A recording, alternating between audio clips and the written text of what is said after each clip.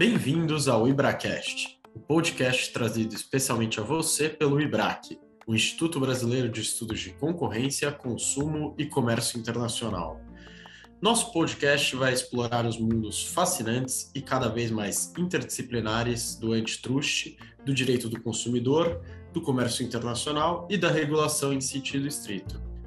E nesta segunda temporada, a cada episódio, Vivian Fraga, âncora e coordenadora de podcasts, e convidados especiais do IBRAC conversarão com representantes do Poder Legislativo, do Executivo, do Judiciário, além de empresários e acadêmicos, entre outros especialistas da área, dando um giro 360 no antitrust e trazendo conteúdo de qualidade para você, nosso ouvinte. Fiquem ligados e curtam o programa. Olá, ouvintes do IBRAcast, o podcast do IBRAC. Eu sou Vivian Fraga, sócia da prática de antitrust de Tosini Freire, e tenho o prazer de hoje, no nosso episódio de encerramento, ser a âncora e a moderadora desse episódio tão importante de hoje. Hoje falaremos sobre as relações de consumo do Brasil, com uma análise dos últimos 4 anos e uma perspectiva dos próximos desafios que deverão ser enfrentados nas relações de consumo no Brasil e qual a melhor forma de atenção a esses desafios pelo poder público e pela iniciativa privada. Eu estou muito bem acompanhada hoje. Eu tenho aqui a diretora Fabíola Meira, do Comitê de Consumo do IBRAC, e o seu coordenador, Lucas Simão. A Fabíola todos conhecem, mas ela é sócia do Meira e Brezeghello Advogados, doutora e mestre em Direitos Difusos e Coletivos pela PUC, especialista em Direitos de Relações de Consumo também pela PUC São Paulo. O Lucas Simão é sócio de Pinheiro Neto Advogados, mestre em Direitos Difusos e Coletivos também pela PUC e o nosso coordenador do Comitê de Relações de Consumo do IBRAC. E o nosso entrevistado muito especial de hoje é o Dr. Guilherme Farid, diretor executivo da Fundação Procon. O Dr. Guilherme, ele é bacharel pela Universidade das Faculdades Metropolitanas Unidas, especialista em Direito Penal e Direito Processual pela Pontifícia Universidade Católica de São Paulo. Ele é advogado, ele é professor e também palestrante. Acho que com isso eu passo a palavra para a Fabíola, para que ela possa fazer as perguntas que todo mundo anseia aí por serem respondidas pelo Dr. Guilherme. Bom, prazer, Guilherme, é um prazer, Farid, né? Vou chamar de Farid. É um prazer para o Comitê de Consumo a gente encerrar aqui 2022 com a sua participação, que a gente espera que não seja o encerramento de um ciclo em 2022, a gente espera que se perpetue aí todo o trabalho ao longo dessa gestão do Procon São Paulo. Foi uma gestão para o Comitê de Consumo que tem como um dos pilares esse diálogo e essa harmonia com os órgãos de proteção e defesa do consumidor. Um dos pilares é fomentar isso, é se aproximar, é ter esse diálogo aberto com as autoridades, um diálogo sincero, um diálogo com críticas e proposições também, proposições construtivas, e eu acho que a gente conseguiu fazer isso ao longo do ano. O comitê de, falando um pouquinho do comitê de consumo, o comitê de relações de consumo do IBRAC é um comitê que escolhe alguns temas durante o ano para trabalhar, então as perspectivas para 2023 é que a gente siga que a gente eleja aí um tema tanto para o nosso livro quanto para o nosso seminário, para a gente trabalhar ao longo do ano. Então, é um prazer para o Comitê de Consumo, o comitê aqui, em nome do Comitê de Consumo, a gente agradece a sua participação e passo aí para o nosso coordenador de Relações Institucionais, Lucas Simão, para iniciar essas perguntas e a gente finalizar o ano com esse IBRAcast. Obrigada, Vivian, também pela participação aqui conosco. Bom dia a todos e todas. Dr. Farid, também reitero aqui o prazer de ter você conosco, participando do IBRAcast. Na verdade, ao longo aí desse período, a gente teve a oportunidade de estar com você várias vezes, então agradecemos pela oportunidade, pela troca, pela experiência, pelo espírito construtivo que sempre tivemos em conjunto. E daí, a ideia aqui é da gente fazer esse fechamento do nosso ciclo aqui deste ano. Na verdade, a primeira pergunta que a gente tem, e sei que é difícil falar disso em tão curto tempo, mas a ideia é ouvir um pouco da sua experiência. Você assume a gestão no Procon São Paulo em 2018, junto com o Dr. Fernando Capês, depois assume como diretor executivo. E daí, para a gente fazer esse balanço, gostaria que você contasse um pouco aqui como foi esse período inicial de gestão, qual era o planejamento lá de 2018, quais foram as metas e o que que você visualiza, o que que foi alcançado do planejado, o que que foi além, ou seja, eu sei que é curto o período, mas só um pouco da sua visão aí dessa gestão na frente do Procon São Paulo. Oi, Lucas.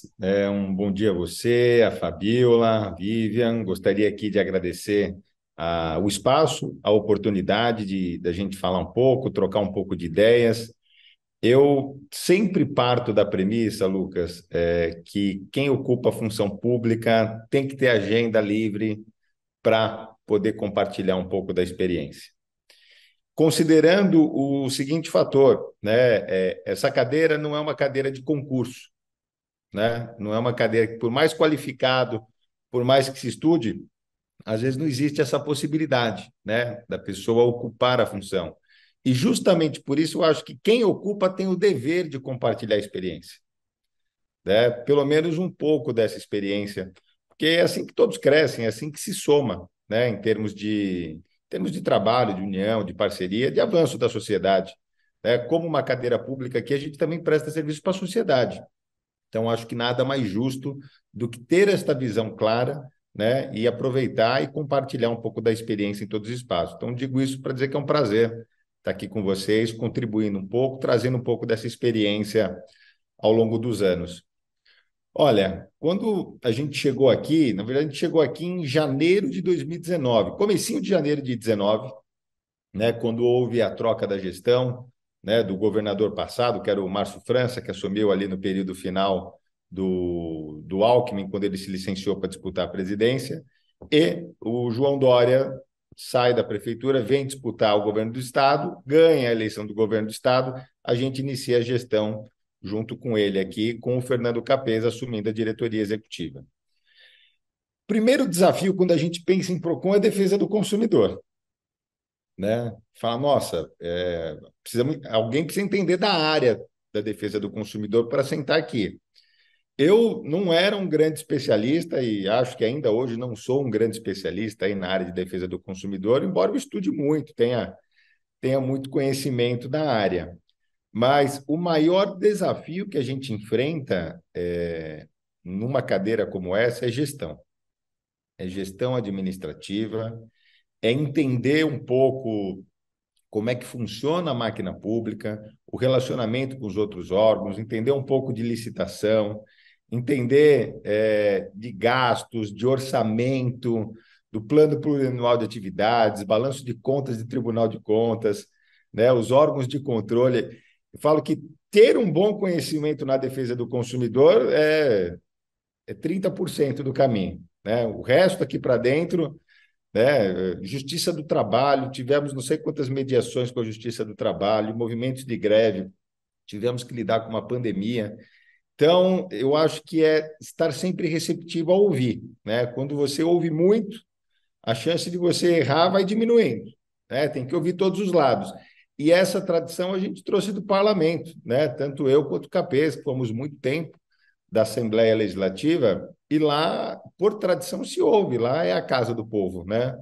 Então, onde você ouve as posições de todos os lados, você tem tempo de refletir sobre aquela questão. Então, acho que essa experiência ajudou bastante. Mas, retomando aqui a tua pergunta, quando nós chegamos aqui no PROCON, eu acho que o principal desafio foi entender a estrutura administrativa do PROCON, porque o PROCON, por tradição, né, é o maior órgão de defesa do consumidor, acho, da América Latina, maior órgão do país, mas quando você começa a olhar para a estrutura administrativa, embora conseguiu construir essa história ao longo dos anos, a gente verificava uma certa precarização, né, dos normativos do PROCON internos, no sentido de que as funções, quando a gente conversava com os servidores, quando a gente conversava com os coordenadores, os assessores, ela estava muito atrelada à pessoa, né? Então, não tinha propriamente ali um normativo dizendo quais as funções de cada área, o que cada um deveria fazer, qual que era a função. Você tem o plano de cargos, carreiras, salários, que é muito genérico, mas abaixo disso você não tinha aquele detalhamento. E aí, o que, que aconteceu ao longo dos anos que se passaram? Os servidores aqui foram trocando de área, né? Abriu um processo de mobilidade, aí um sai de um lugar, vai para o outro. E olha o drama que começou a acontecer. Como você não tinha especificação clara do que cada área tinha que fazer, cada um era responsável por fazer, o servidor, quando saía da área, ele levava com ele a função que ele exercia. Então, você tinha gente que exercia alguma função fiscalizatória na área de relações institucionais, gente que da área de relações institucionais foi para a diretoria de atendimento e lá exercia um pouco da função de atendimento, porque boa parte dos servidores estão aqui há mais de 20 anos, né? Então, circularam muito aqui dentro do PROCON em termos de diretorias, e aí ficou um pouco de uma bagunça administrativa, né? A hora que você chega e fala, o que é que cada um faz, onde é que estão os normativos do PROCON para a gente entender um pouco melhor? Não tem, não tinha, né? Então, eu acho que o primeiro desafio foi implementar uma governança aqui dentro, no sentido de se falar, olha, vamos colocar a casa em ordem aqui, né? Fiscalização faz fiscalização, atendimento faz atendimento, escola faz escola, relações faz relações institucionais, e por aí vai. E trazer também essa previsibilidade, né, dentro do que for possível, para o administrado, né, para a empresa, para o consumidor. Né? Por quê? Precisa ter segurança jurídica, precisa ter previsibilidade das ações, precisa ter estabilidade das relações. Né? Então, quando a gente olhava lá a nossa portaria de atendimento, que era anterior a essa última que a gente instituiu já faz um tempo, né? Você não tinha todos os procedimentos do PROCON disciplinados lá. Você tinha algumas questões disciplinadas, mas muito precariamente. Para se ter ideia, você tinha presunção dos fatos alegados em esfera administrativa. Ou seja, caso a empresa não respondesse, presumia-se verdadeiro os fatos alegados pelo consumidor, isso no âmbito de um direito administrativo que poderia ser sancionador lá para frente. Então, eu te falo, olha, isso não faz sentido. Né? Não sei se algum dia fez, mas passou. Até então era assim. Ninguém questionou esse ponto em específico. Então, nós questionamos, não, vamos tirar isso da portaria. Às vezes o endereço foi para o endereço errado da pessoa, né? Nós não tínhamos a certeza de que também chegava no endereço certo. Então, aplicar uma presunção de veracidade dos fatos tornava muito frágil. A disciplina do que era essa CIP, essa tal da CIP que se fala primeira instância, o que é uma reclamação fundamentada, qual que é o conceito de uma reclamação fundamentada? O CDC fala lá em reclamação fundamentada, mas qual que é o conceito disso? Para que as pessoas possam se escorar nesse conceito e trabalhar dentro dessa perspectiva. Né? Isso também não estava detalhado, definido. Nós avançamos um pouco na área fiscalizatória, disciplinando ali o processo sancionador, mas também com buracos ali no meio. Já dou uma notícia de antemão que essa semana sai uma portaria nova sancionatória do PROCON, e na portaria sancionatória nós estamos disciplinando a atividade fiscalizatória agora. Né? Se você parar para pegar a portaria do PROCON, não há disciplina da atividade fiscalizatória, há disciplina dos instrumentos fiscalizatórios e male-male, né, descritos. Então, a gente avançou nesse sentido também de trazer um pouco dessa disciplina para fora, justamente para que a pessoa que está sofrendo um ato de fiscalização possa entender o que é aquele documento que ela está recebendo. Tem documento da fiscalização que não tem previsão em portaria, e a Lei de Processo Administrativo do Estado diz que toda ingerência na iniciativa privada, ou de alguma empresa, ou de algum consumidor, tem que ter base normativa. Então, essa precarização de normas foi o maior trabalho que a gente teve aqui. Né? E esse, acho, foi o primeiro desafio. A gente reunia as diretorias e falava, olha, vamos colocar tudo no papel. Quem faz o quê, onde que faz o quê, qual que é o prazo que tem, porque senão a gente não consegue trabalhar. Né? Então, acho que esse foi o primeiro desafio. O segundo desafio estava mais relacionado a gente ver uma gestão em papel. Né? Muito papel para cima e para baixo. Me diz uma coisa, como é que você faz gestão de papel quando a gente fala em 600 mil atendimentos em papel? Né? Ou você tem um super sistema de controle, que não se tinha, o que você tinha aqui era muito relatório do servidor que era responsável pela área com as anotações dele. Né? E aí você juntava um monte de relatório para tentar extrair alguma coisa de dados para poder trabalhar.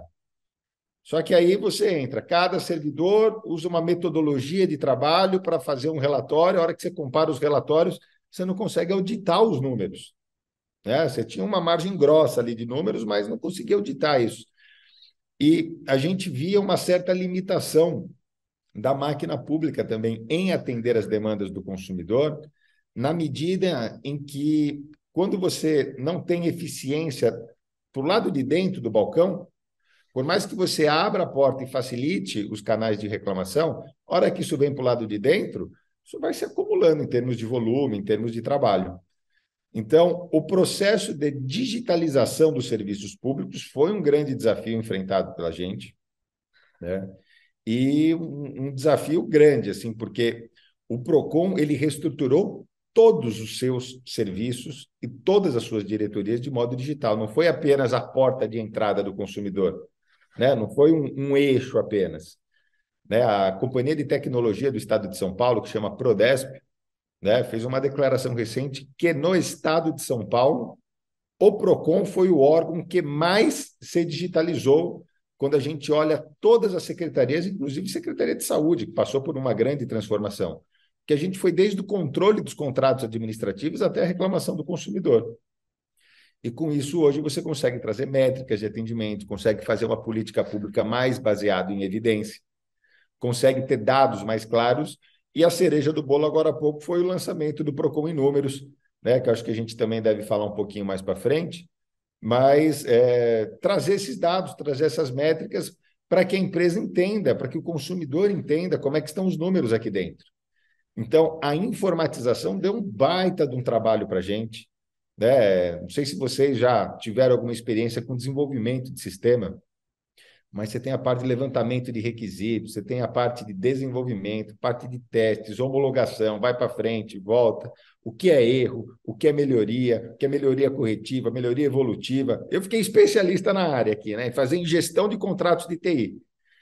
Mas isso depende de uma presença muito forte nas áreas, porque no momento que a gente começou a implementar, não era a vontade, né, da casa, vamos assim dizer, ter o sistema, porque o sistema às vezes traz transparência, a pessoa não quer ter transparência, às vezes o sistema traz mais controle, a pessoa não quer ter mais controle, mas foi algo que a gente insistiu, foi algo que os servidores depois começaram a entender, participaram do processo e compraram a briga, né?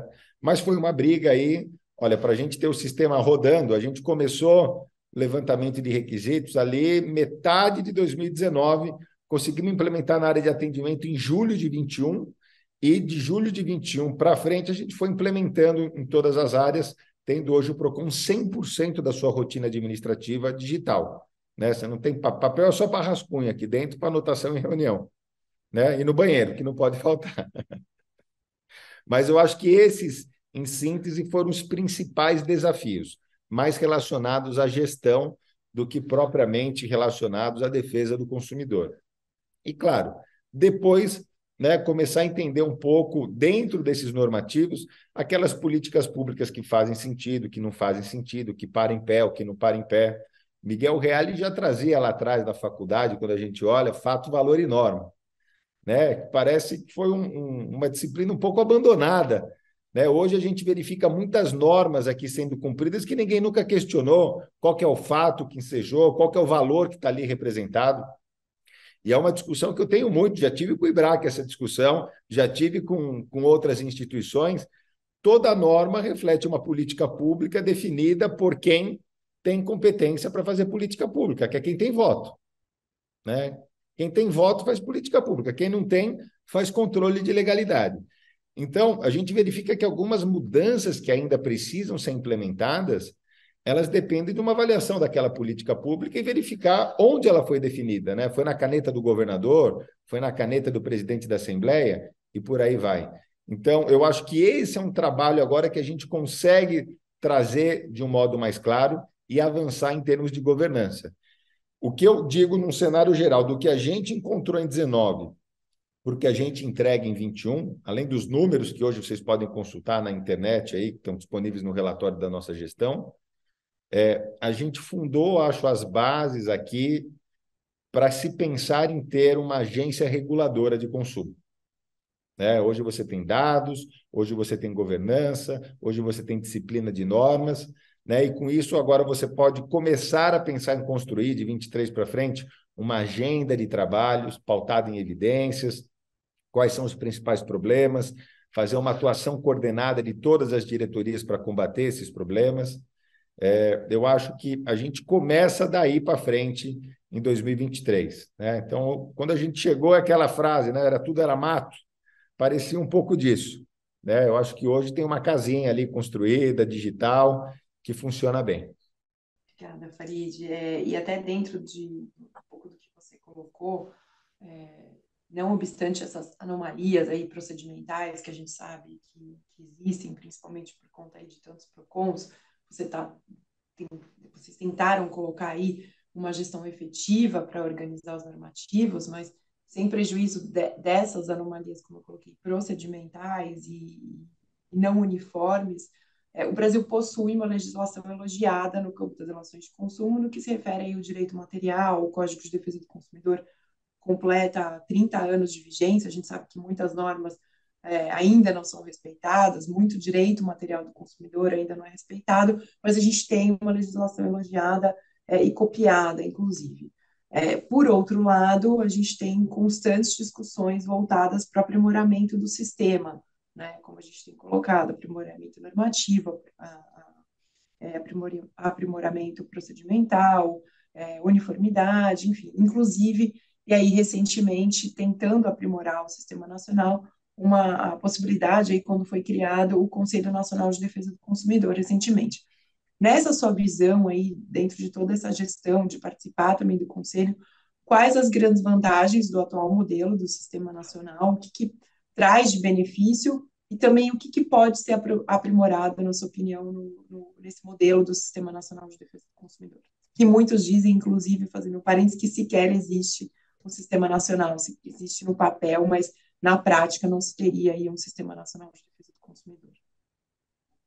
Olha, um pouco do que a gente tem para comentar sobre isso. Você precisa, num primeiro momento, eu acho, de uma atualização do Código de Defesa do Consumidor, né, em termos normativos. Né, o nosso código ele é muito principiológico, ele é muito aberto e é excelente para o consumidor, né, sem dúvidas.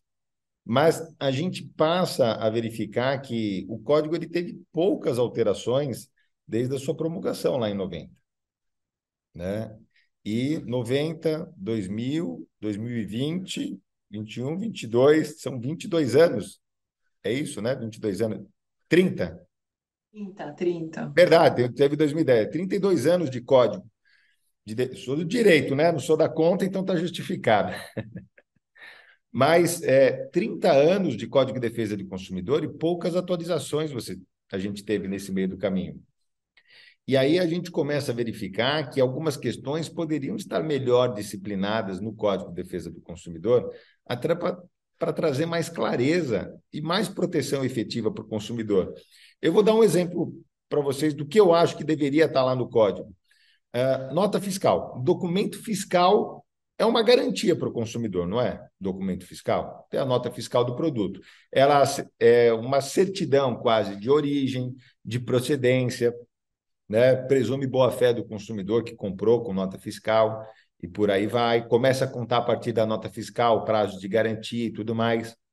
Procura no Código de Defesa do Consumidor onde diz que isso é um direito do consumidor. Não tem. Não tem previsão no Código de Defesa do Consumidor de que o documento fiscal é um direito do consumidor. Pode pesquisar o código inteiro, você não acha uma referência. Né? Isso, claro, isso está em legislações esparsas dos estados, está em legislações esparsas especiais, mas no código, que é o código que é para proteger o consumidor, não tem lá essa previsão. Né? Então, a hora que você vai cobrar isso da empresa, né? Cadê lá no código? A hora que você vai orientar isso para o consumidor, cadê isso lá no código? Né? Você acaba não encontrando. A parte da responsabilidade, né, que trata dos aplicativos hoje que fazem intermediação de venda e compra, eu acho que esse é um outro ponto que precisa ser avançado em termos de proteção e defesa do consumidor. Por quê? Né? Eu digo que hoje esses aplicativos eles ficam com todo o bônus do negócio e sem nenhum ônus do negócio.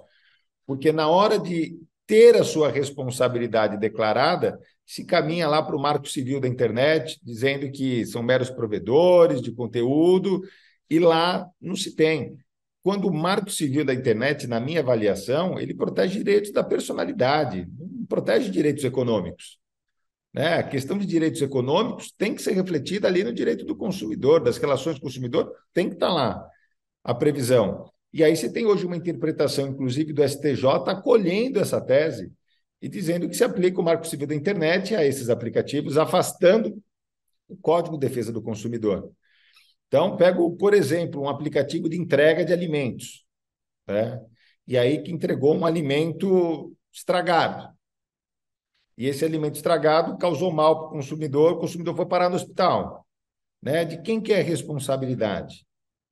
Aí é uns pontos que a gente começa a indagar. A informação não é um direito do consumidor? É. Então, um dos pedidos que nós já fizemos, inclusive, alguns dos aplicativos aqui, coloquem os estabelecimentos que têm alvará da vigilância sanitária e os que não têm, para que o consumidor possa fazer uma escolha consciente no momento da compra. Né? Então, quando você percebe que metade dos fornecedores cadastrados nos aplicativos de entrega não tem alvará da vigilância sanitária para produzir alimento, eu acho que você começa a ficar um pouco mais preocupado quando você compra alimento através de um aplicativo. Né? E as empresas, vira e mexe, é a mesma tese. Né? O Código de Defesa não se aplica para nós, né? O Marco Civil da internet, não somos responsáveis. E aí, isso vale tanto para o aplicativo de entrega como aplicativo, essas lojas, né, de vendas online de produtos. Te vende um produto roubado. Você compra o produto roubado. Né? Às vezes cai numa receptação culposa, pode ser até investigado o consumidor. Né? E onde é que está a previsão dessa responsabilidade? Né? Aí, novamente, se usa o Marco Civil da internet para afastar a responsabilidade. Né? Então, eu acho que é uma coisa que o código poderia incorporar, porque eu não vejo a possibilidade de ficar se afastando essa responsabilidade. As plataformas hoje digitais dizem eu sou tão vítima quanto consumidor, porque violaram meus termos de uso, né? Quando fizeram um anúncio indevido. E aí eu retorno e brinco com eles. Eu falo, mas é a primeira vítima que fica com o dinheiro, né? Porque fica parte de todas as vendas que são realizadas. Né? Então, a partir do momento que tem um benefício econômico, tem que ter uma responsabilidade também. E eu acho que esse é um dos pontos que precisa ser atualizado no CDC. E, claro, no campo sancionatório também, a gente ter algumas atualizações. Eu sou um defensor da pena de advertência. Né? Às vezes a gente vê infrações de menor potencial, vamos chamar assim, na área do consumidor, e que a primeira sanção é multa. Né? O CDC não traz a possibilidade da primeira sanção como advertência. Casos de pequena relevância, uma advertência bastaria para sancionar. Agora, quando a gente olha para o cenário como um todo, Fabiola, que você trouxe, são hoje aproximadamente 1.008 PROCONs, né? 1.000 PROCONs aí no Brasil como um todo. 40% deles se concentram aqui no estado de São Paulo. E quando a gente fala em uniformizar entendimentos, né, a modelagem que se construiu os PROCONs no país, eu acho que ela é boa no sentido de que ela protege muito o consumidor. Você não sabe de onde vem a porrada o consumidor quando vai fazer alguma coisa, ou vem do PROCON, ou vem do Ministério Público, ou vem da Defensoria. A competência concorrente traz, né, essa vigilância constante com relação aos atos, aos produtos, aos serviços praticados. Mas, de fato, hoje falta estrutura, eu diria, administrativa e tecnológica para que a gente efetivamente tenha um sistema. Eu acho que a grande crítica que se faz é que cada um, às vezes, joga para um lado, com um entendimento diferente do outro, mas você não tem uma base normativa clara, você não tem uma base tecnológica auditável de informações para conseguir trabalhar isso numa realidade de sistema. Você tem os dados do SINDEC, Sistema Nacional de Defesa do Consumidor. Faço um desafio com vocês, né? Pegue qualquer um dos dados, vamos sentar junto para conversar. A hora que a gente começa a puxar do que está na tela para trás, espanta, assusta. Não é auditável os números. Né? Então, o nosso desafio na digitalização do PROCON foi ter números auditáveis. Né? A gente abre a plataforma, cada um vê lá como é que os números são computados. E a ideia é que o nosso sistema desenvolvido hoje digital avance, né, para os outros estados e outros municípios e se torne um novo sistema nacional. E aí sim, um sistema auditável onde todos possam usar com referências concretas e importantes. Agora, um outro ponto é, cada PROCON do país, né, foi criado de uma forma diferente. E hoje você tem PROCON que é autarquia, PROCON que é fundação, PROCON que é coordenadoria, PROCON que é diretoria, PROCON que faz parte da administração direta, PROCON que faz parte da administração indireta, PROCON que faz parte do Poder Executivo, PROCON que faz parte do Poder Legislativo, tem PROCON dentro de Assembleia, tem PROCON dentro de Câmara Municipal, tem PROCON na estrutura de Ministério Público, tem PROCON na estrutura de Defensoria Pública. Como é que num normativo, numa canetada, se resolve isso? De duas, uma. Ou você, né, faz uma emenda lá na Constituição para criar os PROCONs, dá um prazo de 1 ano para todo mundo se regularizar numa mesma estrutura, que eu acho que funcionaria, não sei se seria o melhor caminho. Ou, falei, se adota um modelo que a gente não precisa inventar roda, né, um modelo muito próximo do CONFAS, né, porque PROCON é poder de polícia.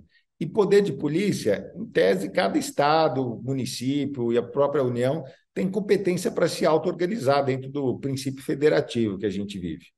Então, essa interferência de querer dizer, olha, o processo vai ser esse, a metodologia vai ser essa, a Constituição vai ser essa, sem uma alteração substancial legislativa, não vai parar em pé. Vai aplicar para um, não vai aplicar para outro.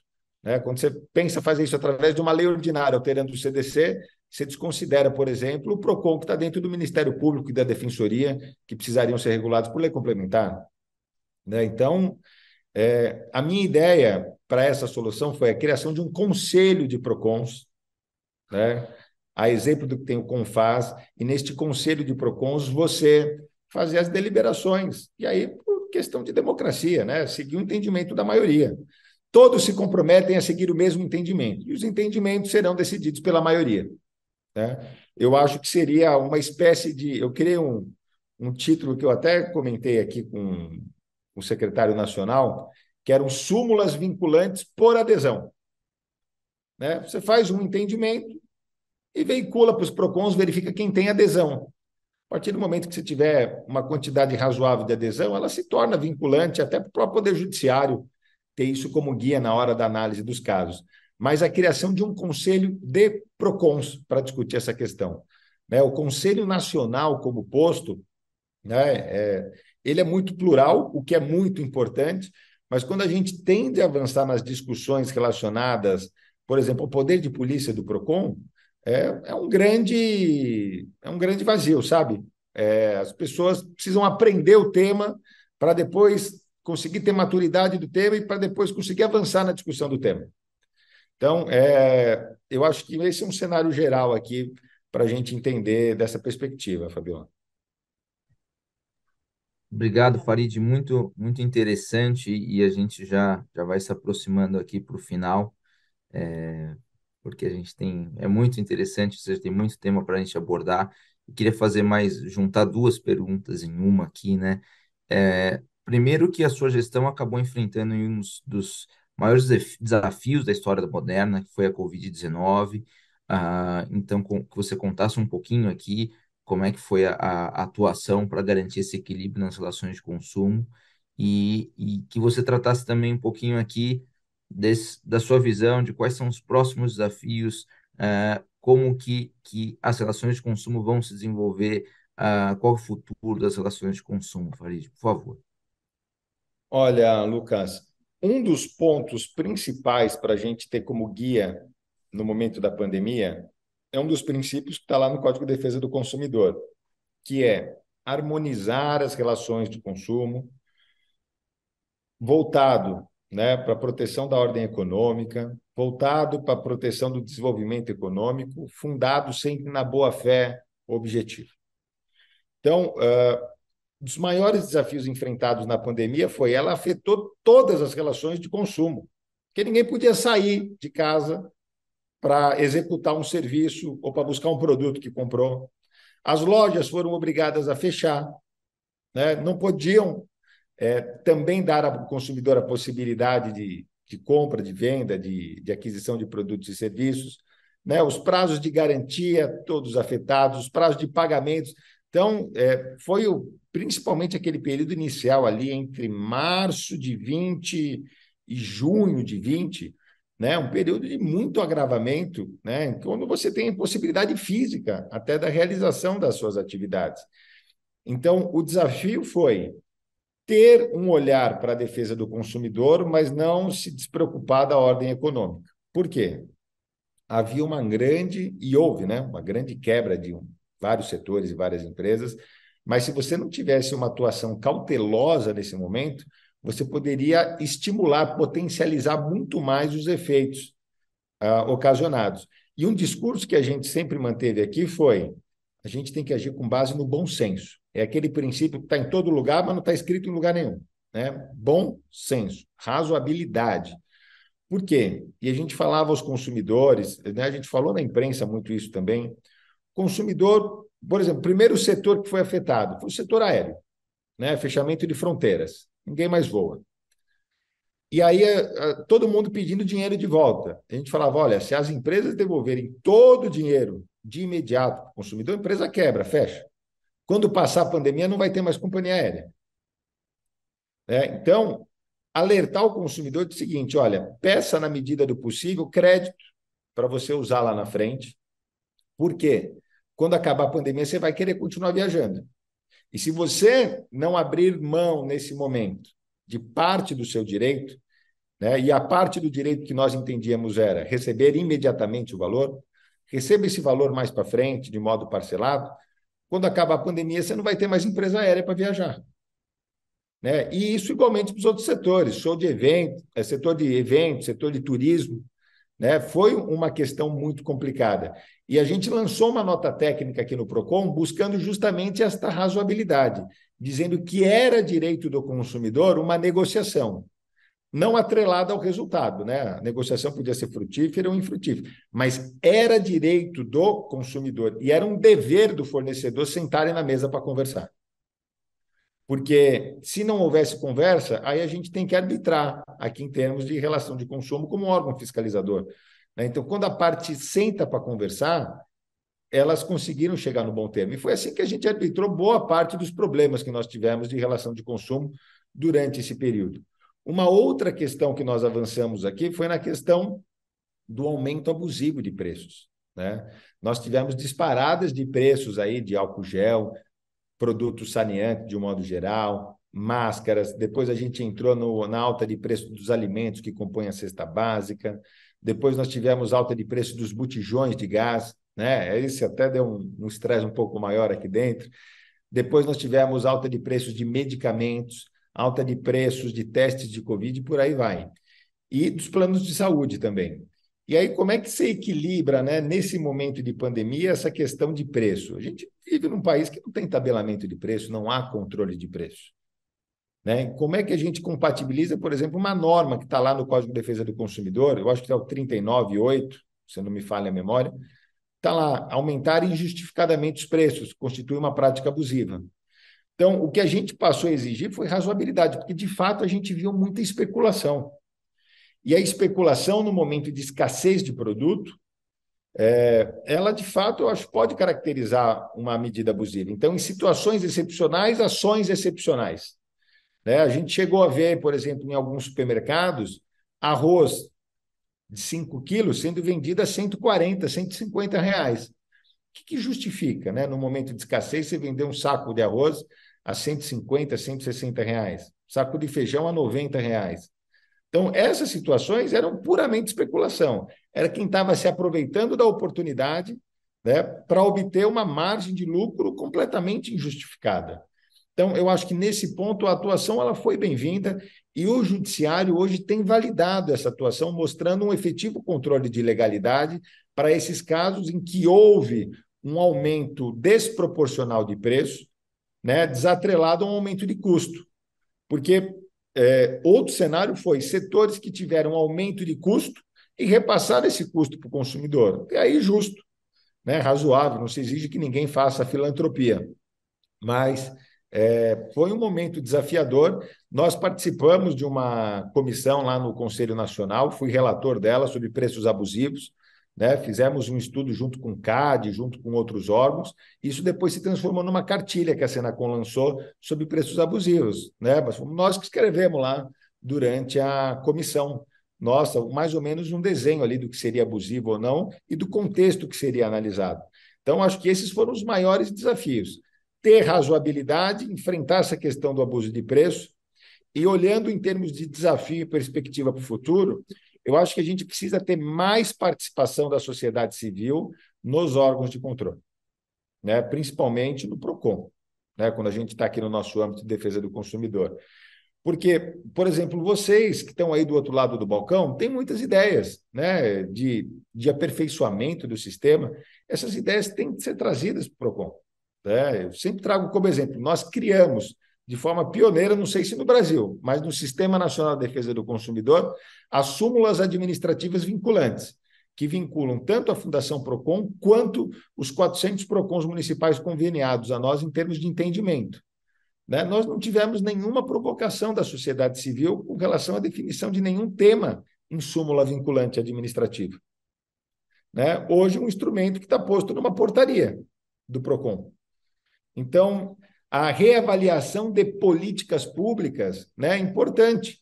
Só para trazer um caso aqui para conhecimento, o caso da carne moída, né? A carne moída, sabe aquela carne moída de bandejinha, vendida em tudo que é supermercado? A prática de pré-moer a carne, colocar na bandejinha de isopor e vender no supermercado, era proibida desde 1978. Proibido, né? Os estabelecimentos eram multados por um desejo do consumidor, que é ter essa facilidade de levar o produto ali já moído. E, além disso, o produto que é previamente moído, ele tem aspectos sanitários melhores do que aquela carne que é moída na hora. Porque a carne moída na hora fica ali na moagem de uma para outra, resquício de alimento que não é limpado a todo momento. Então, sempre o próximo consumidor leva parte da moagem do consumidor anterior. Em termos sanitários, é um desastre. Mas não se olhava para essa perspectiva, né? Se olhava, não, o consumidor vai ser enganado porque vão moer coisa em conjunto ali com a carne, por isso tem que moer na hora para ver. E aí foi uma indagação que eu fiz aqui no PROCON, quando eu falo para vocês de política pública baseada em evidência. Esse era o questionamento do PROCON. Os fornecedores vão moer diversos tipos de carne, gordura e ossos e vão dar para o consumidor consumir em casa. É por isso que é proibido pré-moer, sem olhar o aspecto sanitário. Falei, quantas autuações nós tivemos nos últimos 20 anos sobre isso, já que a legislação é de 70, né? Quantas autuações nós tivemos sobre mistura de carne? Zero. Né? E aí é um trabalho que eu falo, ter política pública baseada em evidência. Olha, se não tem nenhuma multa sobre isso, isso não pode servir de base para a execução de uma política. A base da política tem que ser alguma evidência, alguma constatação, alguma multa aplicada, algum critério. O que eu acho não é importante, o que a Fabiola acha não é importante, o que o Lucas acha não é importante, o que a Vivi acha não é importante. Importantes são os fatos, né? E quando a gente passa essa análise, aí a gente volta a recuperar um pouco aquilo que a gente aprende na faculdade, mas parece que todo mundo do direito esquece dali para frente, que eu tenho feito um movimento grande, pelo menos aqui, para retomar isso. Que o que é presumido é boa-fé. Não é a má-fé que é presumida, é a boa-fé que tem que ser presumida. E a má-fé tem que ser provada. E qual que é o papel do PROCON? É presumir a boa-fé e provar a má-fé. E quando provar a má-fé, aplicar a multa. Né? Suspender o serviço, mas com base numa evidência, não com base no que eu acho. Né? Então, quando eu digo para você que a gente teve um avanço em termos de governança, foi nesse sentido. Os nossos normativos foram reestruturados no sentido de privilegiar a boa-fé. A má-fé tem que ser provada. Com isso, você traz previsibilidade de quê? De que o órgão vai aplicar a lei que está posta. Né? Mais recentemente, nós regulamos a Lei de Liberdade Econômica para implementar a dupla visita para as atividades econômicas consideradas de baixo risco. Né? Sofremos diversos questionamentos aqui. Por que isso enfraquece o consumidor? Né? Independente da política pública como um todo, isso foi posto numa legislação federal e tinha ordem de regular em âmbito estadual e municipal. Né? Quem não regulou está descumprindo a lei. Né? E quem faz a política pública nesse caso foi o Congresso, que é a voz do povo. Não está lá no primeiro da Constituição? Todo poder emana do povo, que exerce diretamente por meio de seus representantes eleitos? Né? O Congresso decidiu que quer isso. Transformou em lei. Cabe aos órgãos de controle regulamentarem. Não tem opção, não tem margem de discricionariedade aqui. Né? Então, quando eu falo em avanço de governança, é nisso, é ter certeza de que o órgão, ao menos, vai cumprir a lei. Né? Eu acho que esse já é um grande avanço. O segundo avanço é ter contribuições, abrir as portas, como a gente fez através das súmulas e de outros entendimentos, para receber contribuições da sociedade civil. E por isso que eu disse, eu acho que a gente fundou alguns pilares para ganhar um aspecto regulatório aos próximos anos, né? Alguém que tiver uma visão um pouco mais clara, ou pelo menos esse entusiasmo, avançar nesse sentido. Aí sim, eu acho efetivamente abrindo consultas públicas, colocando os temas para a prévia discussão da sociedade, antes de se implementar isso efetivamente.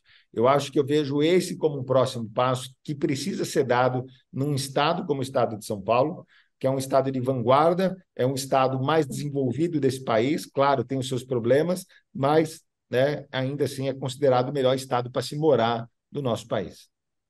Farid, muito obrigada. Acho que você trouxe para a gente o seu grande legado, né, à frente aí da chefia do Procon, em termos de gestão administrativa, em termos de governança, como você bem colocou, dos normativos, também em relação à digitalização e informatização assim histórica e 360 mesmo. Acho que tudo isso traz um conforto maior em relação aos procedimentos, em relação à previsibilidade e estabilidade das relações de consumo. Parabéns, acho que você deixa um grande legado aqui, né, Fabiola e Lucas, em nome do IBRAC, a gente queria te congratular por esse grande legado que você deixa. E, enfim, nosso episódio está chegando ao fim, mas a gente tem uma pauta surpresa aqui que chama nosso momento Kinder Ovo, em que a gente quer conhecer a autoridade para além da cadeira e do chapéu que ela ocupa. Então, o que o Farid faz quando não está na cadeira da diretoria executiva e da chefia do gabinete do Procon de São Paulo? Olha, eu ultimamente estou pensando em tirar um pouco de férias, né, mais do que merecidas, porque estou com férias acumuladas de 4 anos aqui de gestão, né? Estou precisando esfriar um pouco a cabeça. Mas eu acho que de hobbies, assim, eu gosto de academia, assim que fiz muito exercício, né? Então, todo dia tenho minha rotina de ir para academia, senão não aguento o dia seguinte, né? Durmo muito quando eu posso, né? Eu vou dormir, para vocês terem ideia, 9h30, 10 horas da noite estou dormindo já, né? Para acordar cedo e dar conta. Durmo 8, 9 horas por dia, senão não aguento. Durmo bem, graças a Deus.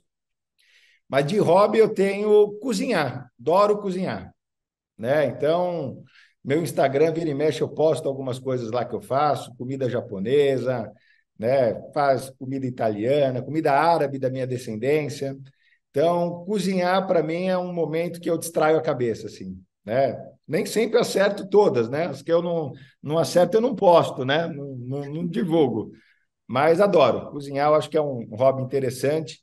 E piano. Piano é algo que eu toco desde muito cedo, né? Parei por muito tempo, né? E tenho retomado aos poucos aí, inclusive fazendo um pouco de aula novamente, porque a gente vai enferrujando. Piano não é que nem bicicleta, não, né? Ah, andou uma vez, não, se você não fizer todo dia, né? Não vai sair muito bem.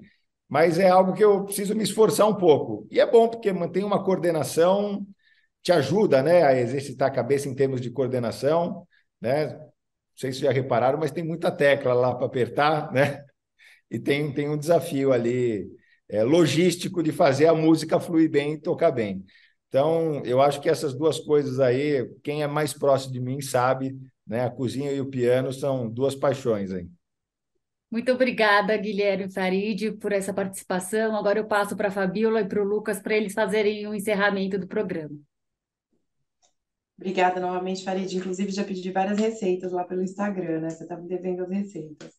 É, eu deixo aqui, a Vivian já colocou, mas eu deixo aqui o registro do elogio e do agradecimento do Comitê de Consumo, à gestão, às entregas, ao diálogo, à harmonização, a pensar em primeiro lugar, não só apenas o consumidor, que é o pilar, que é o principal, né? Mas pensar nessa segurança jurídica, pensar na previsibilidade. Deixou recentemente aí também o legado do Procon em números, que nós também elogiamos, com certeza é uma ferramenta que vai auxiliar muito no complexo consumerista e no direito concorrencial também, no aspecto concorrencial. Então, em nome do Comitê de Consumo, a gente agradece e elogia, deixa aqui nosso elogio público à gestão, deseja um sucesso aí em 2023, que você continue contando com o Comitê de Consumo também nos próximos anos. Muito obrigada. Muitíssimo obrigado a você, nosso ouvinte, por terem participado desse programa e fiquem ligados pelas redes sociais do IbraCast, o podcast do IBRAC. Obrigado por ouvir esse episódio do IbraCast, o podcast disponibilizado pelo IBRAC e produzido com o apoio técnico da equipe de comunicação de Tosini Freire Advogados. Visite o nosso site ibrac.org.br para conhecer nossos comitês de assuntos especializados, nossos eventos e nosso vasto material bibliográfico. Nos encontramos no próximo episódio do IbraCast. Até lá! As opiniões aqui expostas não necessariamente representam aquelas do IBRAC e das instituições a que estão vinculados os participantes.